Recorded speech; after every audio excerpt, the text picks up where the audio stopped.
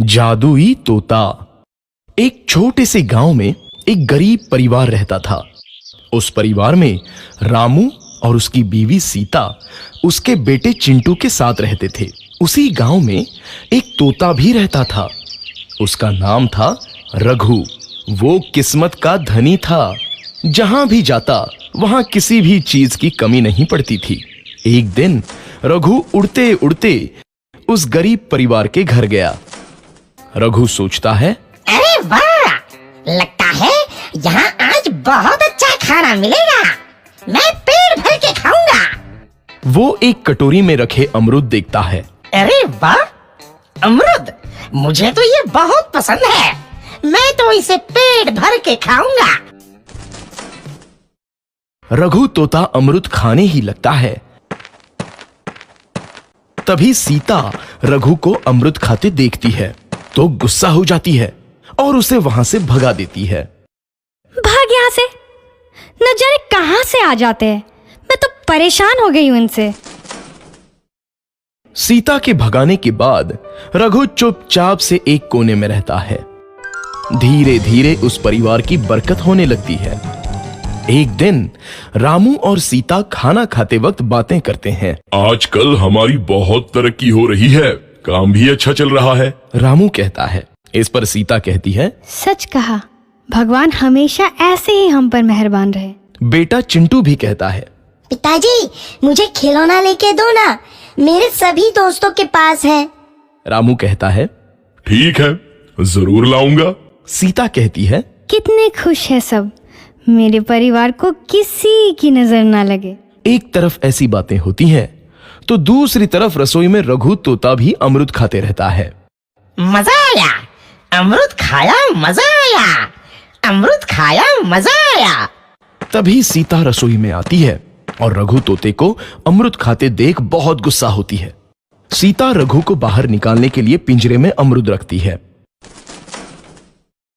रघु जब अमरूद खाने लगता है तो पिंजरे का दरवाजा बंद हो जाता है और वो उसमें फंस जाता है। मुझे बाहर निकालो, मैं यहाँ फंस गया हूँ, मुझे बचाओ। अगले दिन सीता पिंजरा उठाकर बाहर दूर उस रघु को छोड़ देती है। रघु के जाते ही उनके घर आई बरकत धीरे धीरे कम हो जाती है। उन्हें बहुत घाटा होता है। सीता कहती है, ये क्या हो रहा है, अचानक इतना कैसे बदल गया? अभी तक तो सब कुछ अच्छा चल रहा था। रामू कहता है, लगता है भगवान हम पर रूठ गए हैं। चिंटू भी कहता है, लगता है अब मुझे खिलौने भी नहीं मिलेंगे। और वो रोने लगता है और बाहर चला जाता है। कुछ दिन बाद रघु तोता फिर से उस घर में आता है। वापस आया, मैं वापस आया, अब मैं जमकर अमरूद खाऊंगा। रघु सीधा रसोई घर में चला जाता है और अमरूद खाने लगता है। कुछ देर बाद सीता रसोई में आती है और रघु को देख कहती है, एक तो घर में पहले से इतनी दिक्कत चल रही है और ऊपर से ये तोता मुझे और परेशान कर रहा है। सीता रघु को वहां से भगा देती है। रघु उड़कर किसी कोने में छुप जाता है। कुछ दिन बाद धीरे धीरे उस घर की बरकत वापस आने लगती है। काम भी अच्छे से चलने लगता है। एक रात जब रघु तोता अमरूद खाने जाता है तो पिंजरे में फंस जाता है। ये लोग आखिर चाहते क्या हैं? एक तोते को शांति से अमरूद खाने क्यों नहीं देते? मैं कौन सा चोरी कर रहा हूँ? बस अमरूद ही तो खा रहा हूँ। तभी रामू वहां आता है और पिंजरे में रघु तोते को देख उसे बाहर छोड़ देता है।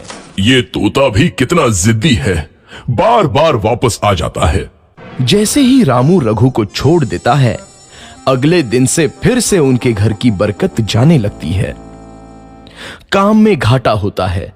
किसी को समझ नहीं आ रहा था कि ऐसा क्यों हो रहा है। रघु तोता घर आता है तो अचानक बरकत आती है और जब रघु तोता को बाहर निकालते हैं तो बरकत चली जाती है। एक दिन सीता रघु तोते के घर आने और बाहर जाने की स्थिति पर नजर रखती है।